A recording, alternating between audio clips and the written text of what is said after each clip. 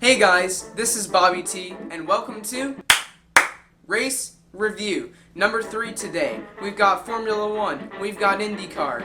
That's it. We're doing open wheel racing today. But before we get into that, once again, I did not have a race review for last week because I was celebrating my birthday with my family. I just wanted to take the 3-day weekend off and easy. I did do an American Truck Simulator live stream, planning on doing some more live streams in the future, but that's not what we're here to discuss today. We have Formula 1 to discuss. Last week was an absolutely insane race, I'm sure many of you saw, at Monza. Pierre Gasly? Pierre Gasly? The French guy. He won over Carlos Sainz and Lance Stroll. The podium odds were like 1 in 130,000 or something like that, which is actually ridiculous. Yeah, that was a crazy race. The unfolding of events and everything that happened there was really insane. You can go check that out on your own time. Today, we're discussing Mugello, new track on the Formula 1 calendar, celebrating Ferrari's 1000th Grand Prix, which is, it's kind of a sad way to do it this year, but it was the 1000th Grand Prix for Ferrari. We had, ceremonies and celebrations for that. There weren't going to be many on track, let's be honest. But today's race, I don't know what the F1 gods have been doing. If they need some kind of mental help, if we need to send a counselor up to them, I don't know. But they have gone insane. I don't know what they've done. They need help, and we ended up with another crazy race today in some really interesting ways. To start, Max Verstappen's car was looking kind of iffy. The mechanics, when I woke up, were looking at it very intently. And it seemed to be not really too big of an issue. They kind of shrugged it off, said it's all good to go. So that's kind of where all the chaos begins. It starts pretty normal. Everyone makes it through turn 1. Not so much turn 2. That didn't happen. We had a massive pileup caused by Verstappen's car losing power, basically. He got shuffled way back in the field, and someone checked up somewhere, and Verstappen and Gasly ended up out of the race. Carlos Sainz ended up spun around. Vettel had some wing damage, but they replaced his wing, and everything was good. Until the restart. They came around the final turn, obviously crawling very slowly because Bottas is waiting for the green light, and he doesn't have to go just then. He wants to back the field up, obviously. And the cars in the back, as F1 was explaining, they saw the green light, and then they had to check up because Bottas he was not going. He didn't have to. Should that rule be changed? I don't know. That will be to be seen. But yeah, that caused chaos. You have Carlos Sainz, Kevin Magnussen, Antonio Giovinazzi in the air. I think there was 4 cars involved in that. Nicholas Latifi, his wheel got, yeeted, and he ended up out as well. Esteban Ocon also had an issue with his brakes, like his brakes were on fire, some brake issues, and he had to retire the car as well. So here we are, sitting at like a lap 11 or something. We've got 13 cars, that's it, cars left to finish this race. And so we end up with another red flag, 2 consecutive races in a row. And at this point, I'm just highly shocked, like everyone. It's just ridiculous. Eventually it does take a while for them to get the debris cleaned up. But once we go racing, things kind of return to a more normal state, except the fact that there's only 13 cars on the track. And George Russell was hoping to get into the points. Sad that didn't happen, but he's still going to have many chances ahead of him. That's pretty much guaranteed. In the meantime, Lewis Hamilton, of course, just waltzes away like he always does. Valtteri Bottas waltzes away into his own world, not near enough to Lewis Hamilton to give us anything exciting. And I guess it was, Daniel Ricciardo with an incredible race. Driver of the day, voted by F1, and that's you, the fans, hey. Yeah, he did a stellar race. Just wasn't enough in the end, but we'll get there later. I'm getting ahead of myself, like I always do. Lance Stroll, major crash. His something breaks on the back of the car, and he spins around right into the tire wall, through the gravel. Really heavy hit. He gets out. He's okay, fortunately. Another red flag. 3 red flags in 2 races. Like, what is going on? I know they had to repair the barrier. It is an old school track. obviously very difficult to you know, you have the marshals out there and they need safety. But we get another red flag, and I was almost thinking, is this race gonna like finish on time or no? And it did, fortunately. And we had the final last, I cannot remember how many laps, 14, something like that, to look forward to.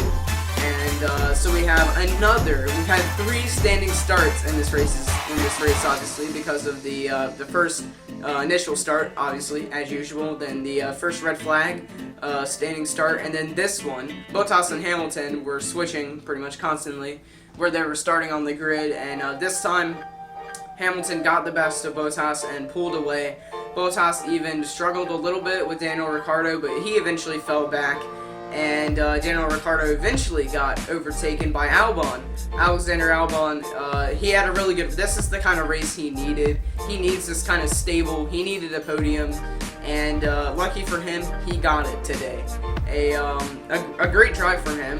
And yeah, like I said, he gets his first Formula 1 podium after 2 had been taken away from him. It felt really good to see him get that result. He really deserves it. After the struggle, he's just not had the best drives this season, and he's really feisty. He's really going for it. You know he wants it, but he just needed to execute. Today was the day, and unfortunately the tattoo will not happen for Daniel Ricciardo's team at Renault. No Honey Badger tattoo or anything like that. For the podium, no shoey. All is sad. But he got P4. It was still a great result for Renault, despite Esteban Ocon going out early. We did have, no more retirements. We only had 12 cars finish the race, so not ideal. Unfortunately, George Russell, no points. He's going to have many more opportunities to get that.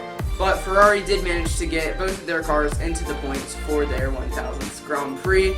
If it weren't for 8 cars retiring, not sure if that would have happened, but I digress. So your results for today were: first place Lewis Hamilton, second place Valtteri Bottas, third Alexander Albon, fourth Daniel Ricciardo, fifth place was Sergio Perez in the Racing Point, good result for him.